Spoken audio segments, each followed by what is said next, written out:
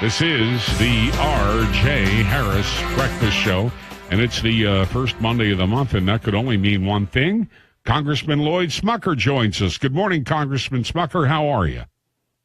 Good morning, RJ. Doing well. Great to be with you. Thanks for having me. Oh, you know I always enjoy having you, and today an important day because the Senate advanced to the House a resolution that would the budget resolution bill that they redid, and you've announced that you will vote no. So tell us what the Senate did to this bill that you folks sent to them.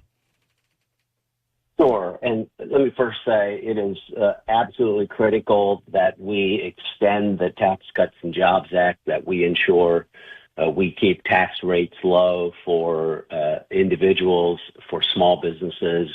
Those rates in the Tax Cuts and Jobs Act will expire at the end of this year if they're not extended. And so, again, important we do this. So I want to say that first off. And I think every Republican in both the House and the Senate supports it. But it's how we do it as well that is really, really important. And you have to think of this in the context of, and I've talked about many times on your show, I think we're on a fiscal trajectory that is simply unsustainable. I think we'll have some economic collapse of some sort in the near future if we don't change course. We're at almost 36 trillion, highest debt we've ever had, and so on. So we have to do this in a fiscally responsible way. The House has spent months putting together a plan to do just that, that would extend the tax cuts, but also pay for them as we do that by additional growth, but also by finding $1.5 to $2 trillion in savings over the next 10 years. The Senate bill came back with none of that in there, and so I think we just need to do better.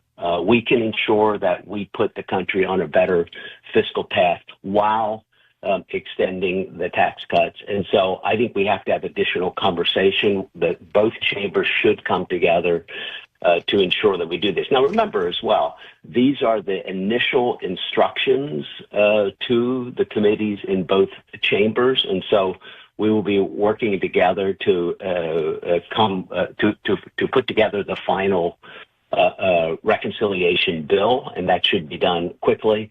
But we've got to start with a better instruction for both chambers. That's why I think we have to go back and have go back to the drawing table, essentially, do something closer to the months of work that the House has put into this. And so there'll be discussion this week. I don't know whether other members of the House will. I know there are some that agree with me. I think that there will be enough that this bill, as passed from the Senate, will likely need to go to a conference or some other. There's several different mechanisms of how we could reconcile the bill that the House had passed earlier with what the Senate has done, and hopefully we get all that done in the next few days.